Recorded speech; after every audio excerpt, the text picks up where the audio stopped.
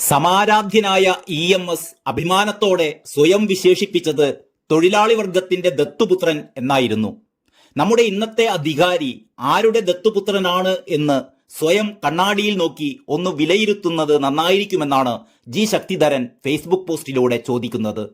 മുഖ്യമന്ത്രി പിണറായി വിജയനെ വേദിയിലിരുത്തി നേതൃപൂജയ്ക്കും അധികാര ദുർവിനിയോഗത്തിനുമെതിരെ MT ഉയർത്തിയ വിമർശനത്തോടുള്ള ജി ശക്തിധരന്റെ പ്രതികരണം ഈ വിവാദത്തിന് പുതിയ മാനങ്ങൾ നൽകുകയാണ്.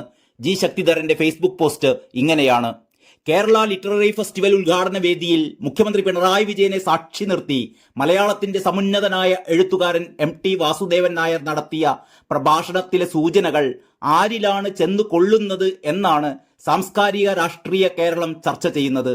എന്നാൽ സത്യത്തിൽ അത് ഒരു നാടിന്റെ ആത്മാലാപമാണ്, ഹൃദയത്തിൽ നിന്നും ഉയർന്നു വരുന്ന നിലവിളിയാണ്. അധികാര വ്യവസ്ഥയുടെ ആന്തരികമായ ച്യുതിയെക്കുറിച്ചും അതിൽ ക്യാൻസർ പോലെ പടർന്നു പന്തലിക്കുന്ന ജനവിരുദ്ധ പ്രവണതകളെക്കുറിച്ചുമാണ് അദ്ദേഹം പറയുന്നത്. ആരൊക്കെ അധികാരം കൈയാളുന്നുവോ അവർക്കൊക്കെയും അദ്ദേഹത്തിന്റെ വാക്കുകൾ ബാധകവുമാണ്. നരേന്ദ്രമോദിക്കോ പിണറായി വിജയനോ അതിന്റെ തീക്ഷ്ണ ജ്വാലകളിൽ നിന്നും ഒഴിഞ്ഞു നിൽക്കാനാവില്ല. എന്നാൽ പ്രഭാഷണത്തിന്റെ സമയവും സന്ദർഭവും പ്രധാനമാണ്. ഇന്ന് നമ്മുടെ നാട്ടിൽ ഉയർന്നു വരുന്ന അമിതാധികാര പ്രവണതകളെക്കുറിച്ചും വ്യക്തിപൂജയെക്കുറിച്ചും അദ്ദേഹം ഉത്കണ്ഠപ്പെടുന്നു. ജനാധിപത്യ സമൂഹത്തിൽ പരമോന്നത സ്ഥാനം അലങ്കരിക്കേണ്ട പൗരസമൂഹം വെറും ആൾക്കൂട്ടമായി മാറിപ്പോകുന്ന അവസ്ഥയെക്കുറിച്ച് അദ്ദേഹം ഓർമ്മിപ്പിക്കുന്നു. നേതാവ് ജനനായകനായി മാറേണ്ട ചരിത്രപരമായ അനിവാര്യതയെക്കുറിച്ചും അതിനുള്ള ഉത്തരവാദിത്തത്തെക്കുറിച്ചും ഉന്നത സ്ഥാനീയരോട് അവരുടെ മുഖത്ത് നോക്കി അദ്ദേഹം തുറന്നു പറയുന്നു. ഇന്ത്യയുടെയും കേരളത്തിന്റെയും ഇന്നത്തെ രാഷ്ട്രീയ സാമൂഹിക സന്ദർഭത്തിൽ ഇത്രമേൽ പ്രസക്തമായ വാക്കുകൾ അടുത്തൊന്നും ഒരു എഴുത്തുകാരനിൽ നിന്നും നമ്മൾ കേട്ടിട്ടില്ല.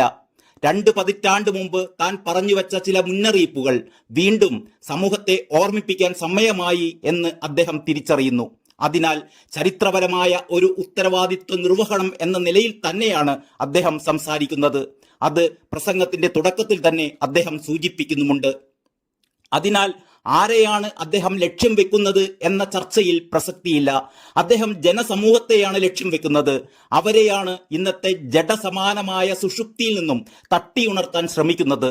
അബദ്ധസഞ്ചാരം നടത്തുന്ന തങ്ങളുടെ നേതാക്കളെ നേർവഴിക്ക് നയിക്കാൻ അദ്ദേഹം ജനങ്ങളോടാണ് ആഹ്വാനം ചെയ്യുന്നത്. അതിനാൽ അതൊരു താക്കീതും മുന്നറിയിപ്പുമാണ്.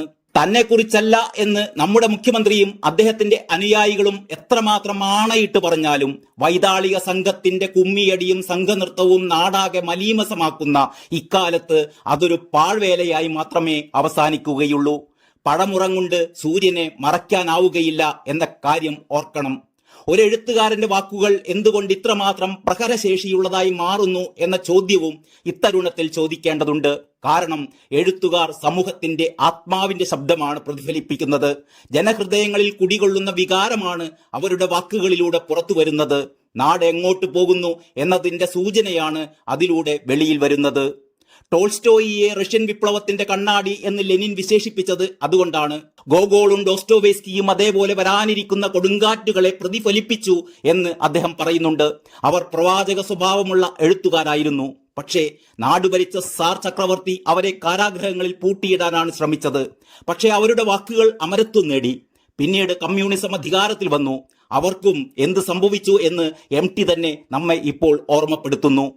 ഈ സത്യം നമ്മുടെ രാഷ്ട്രീയ നേതാക്കളും അധികാരി വർഗവും ഓർമ്മിക്കട്ടെ. സത്യസന്ധമായി ഒരു സ്വയം വിമർശനത്തിലുള്ള സന്ദർഭമാണിത്.